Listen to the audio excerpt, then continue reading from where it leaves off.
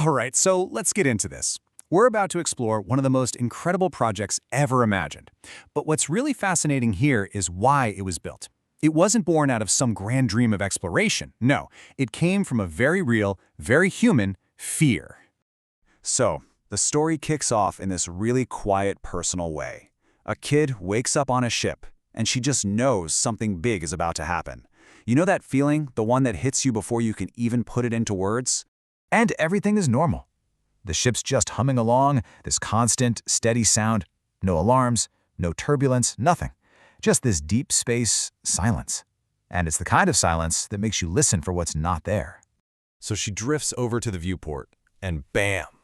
Everything changes. There it is, a gigantic, silent cylinder, just turning slowly in the void. Aurora. It's so massive it almost looks like it's not moving at all, like a mountain just hanging there against the stars. Okay, so what is this thing?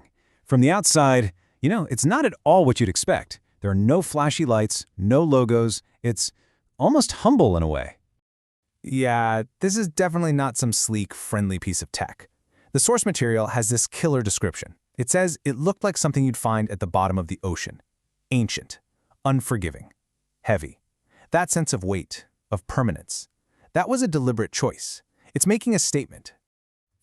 For decades, our sci-fi dreams were all about these bright, white, polished rings in space, like luxury boutiques floating in orbit. Aurora is not that. At all. What we're looking at here is dark, it's jagged, it's heavy. It's not trying to be elegant, it's brutally, beautifully functional. And that right there, that's the whole philosophy behind it. Aurora wasn't built to look good in photos or for some corporate branding campaign. Nope, it was built for one single reason, to keep you safe from an environment that would kill you in an instant. Because out here, beauty doesn't keep you alive, function does.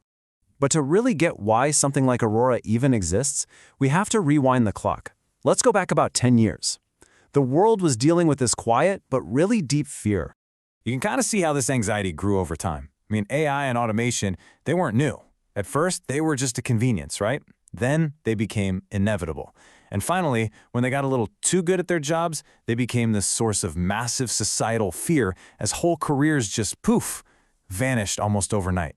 And this was the question on everyone's mind. Are these robots going to take my place? It started as a whisper in quiet conversations, but it grew into this huge societal roar. But here's the thing, this was never just about a paycheck.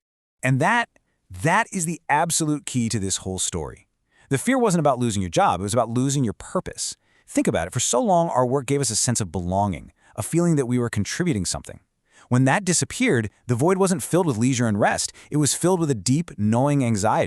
So while the whole world was stuck debating this fear, a small group of people started planning something radical. They wanted to prove that technology and human meaning could actually coexist, and they decided to build their proof in space. But to do that, they needed a total change in perspective, what they called a frame shift. For centuries, space travel was all about sacrifice. You endured the hardship to get to the destination. But they asked a new question. Why does the journey have to suck? Why don't we create places where life is actually worth living along the way? And they built it using what they called an invisible machine, a completely autonomous robotic system. It's pretty incredible how it worked. First, you had these things called talons, acting like cosmic shepherds, rounding up asteroids. Then, humanoid bots called Aurians sorted all the raw materials for building. The really heavy lifting? That was done by Lumera, this enormous orbital forge. And running the whole show was Atlas, the AI coordinator, making sure the entire symphony played in tune. And this right here, this is the revolutionary idea that changes everything. Instead of humans risking their lives to clear the way, the machines do all the dangerous work. The place is completely built, completely safe, before a single person ever sets foot inside. Think about that. All right, so let's see what all that work created. We're jumping back to the present now, and we're about to step inside Aurora for the very first time. It all begins with the shell, woven meter by meter out there in the void by Lumera, creating this perfect, seamless structure. It's like a skeleton growing in real time, the first layer of protection. Then, the air. Once the shell is sealed, the inside is pressurized. But this isn't just some can of sterile air. They introduce microbes and bacteria, and the atmosphere becomes biologically active, and for the first time, it has a smell, the scent of damp earth. After that comes the ground itself. They take 7 meters of crushed-up asteroid, just rock and dust, and they transform it. Machines till it, aerate it, prepare it to hold water and heat, and eventually, life. It's not just dust anymore, it's land in waiting. And then, the trees arrive. The first forests are delivered in pods, and as they start to grow, they cast the very first real shadows inside Aurora. And with shadows, you get a sense of place, a sense of history, of memory. And last but not least, the homes. The Aurelians get to work building these beautiful, spacious houses that feel warm, with lots of wood and natural light.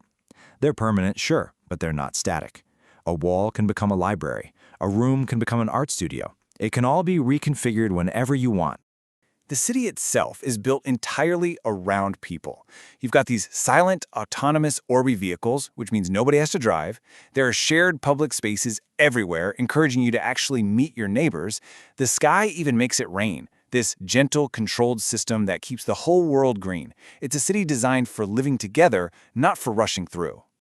And that brings us all the way back to where we started. This whole project began as an answer to the fear of being replaced. But it ends by flipping that question completely on its head.